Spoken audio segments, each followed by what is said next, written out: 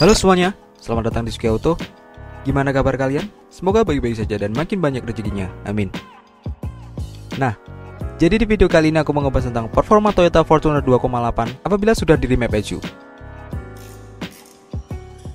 Nah, melihat adanya demand yang cukup tinggi akan sebuah SUV 7-seater bersisi besar, PT Toyota Astra Motor akhirnya meluncurkan Toyota Fortuner 2.8. Sebagai produk flagship terbarunya, Fortuner 2.8 ditawarkan dalam 3 varian, yaitu 4x2 2.8 VRZ, 4x2 2.8 GR Sport, dan 4x4 2.8 GR Sport.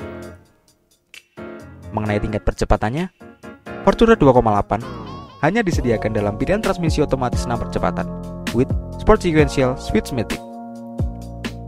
Nah, bermodalkan sisi besar, menurut data di atas kertas, Toyota Fortuner 2.8 dibekali jantung pacu diesel 1 GDF TV yang berkubikasi 2755 cc 4 silinder segaris VNT 16 valve DOHC. Untuk tenaga yang dihasilkan tercatat sebesar 203,9 PS di 3000 rpm sampai 4000 rpm dengan torsi puncak 499 Nm di 1600 sampai 2800 rpm. Nah, belum lama ini bengkel tuning mobil diesel maupun bensin yang berada di Jakarta Barat, Rev Engineering memposting sebuah foto melalui akun Instagram @teddyrev di mana Toyota Fortuner 2.8 tipe GR Sport sedang dilakukan remap ECU. So, bagaimana dengan hasilnya? Ternyata, Toyota Fortuner 2.8 kondisi standar yang dilakukan dyno di bengkel Rev Engineering dengan data spesifikasi dari pabrikan memiliki perbedaan. Di mana Toyota Fortuner 2.8 kondisi standar setelan pabrik jika dites memakai dyno, menghasilkan tenaga maksimal 217 bhp dengan torsi puncak 460 Nm. Sedangkan di atas kertas, tercatat 203,9 PS dan torsi 499 Nm. Nah, di tangan Theodorus Suryajaya, owner Rev Engineering, menampilkan sebuah grafik di mana setelah dilakukan remap ECU, tenaganya melonjak tajam menjadi 265 bhp dengan perolehan torsi sebesar 540 Nm. Itu artinya, setelah dilakukan remap ECU, tenaga Toyota Fortuner 2.8 bertambah 48 bhp dan torsi naik 80 Nm.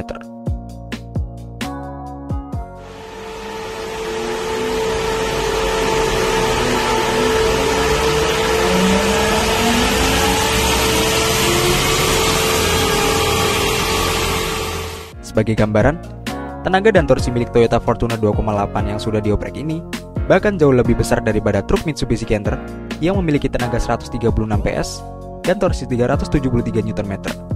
Cukup puas bukan? Nah, pasti kalian juga penasaran, apa sih remap ECU itu? Remap ECU, atau yang biasa disebut sebagai tuning ECU, merupakan proses melakukan kalibrasi ECU mobil atau proses setting ulang ECU menggunakan software tertentu pada komputer demi menyesuaikan kebutuhan dan keinginan owner. Pada dasarnya, ECU mobil standar yang disetel oleh pabrikan memiliki tingkatan batas tertentu. Nah, dengan begitu, performa yang dihasilkan oleh mesin tidak semuanya keluar. Jika melihatnya, tenaga yang dikeluarkan hanya sebesar 70-80% dari batasnya. Artinya, apabila kalian melakukan remap ECU, kalian akan mengubah data standar ECU dengan data baru dari bengkel tersebut.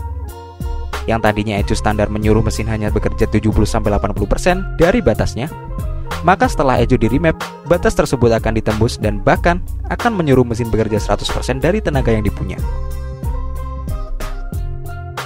Mungkin apabila kalian juga ingin mobil kalian di remap ECU, kalian harus memperhatikan betul apa saja dampak yang dihasilkan setelahnya. Jadi, saya akan mencoba menyampaikan beberapa kelebihan dan kekurangan remap ECU. Oke, kita bahas kelebihannya dulu. Yang pertama, akselerasi mobil menjadi lebih cepat. Tidak hanya memperbesar tenaga, daya torsi yang diraih pasca remap ECU juga mengalami dampaknya. Torsi mobil ini mengalami peningkatan, yang mana ketika kalian menginjak pedal gas sedikit saja, mobil sudah bisa langsung berjalan.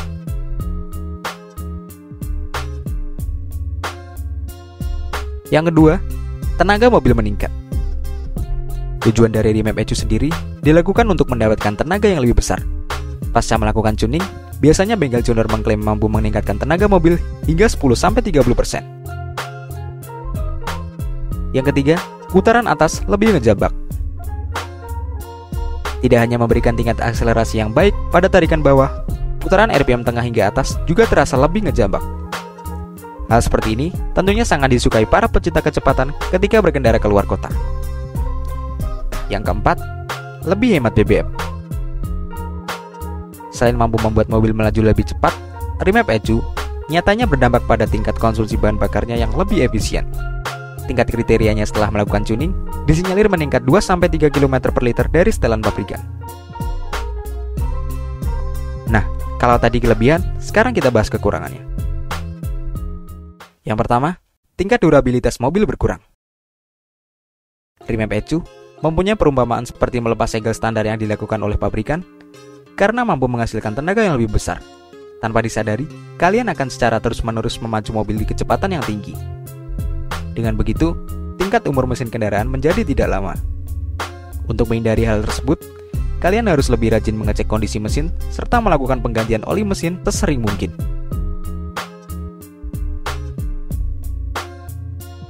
Yang kedua, mesin mobil terdengar sedikit lebih kasar.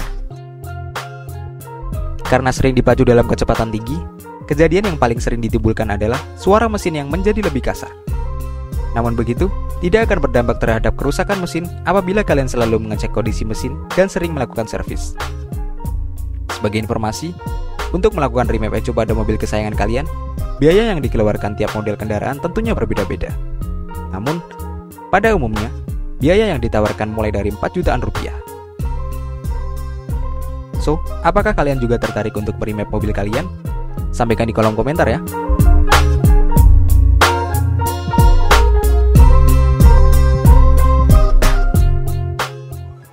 Nah, segitu aja video kali ini. Apabila ada kritik dan saran, tolong tulis di kolom komentar. Dan apabila kalian menyukai video ini, jangan lupa klik like, subscribe, dan komen. Terima kasih sudah menonton.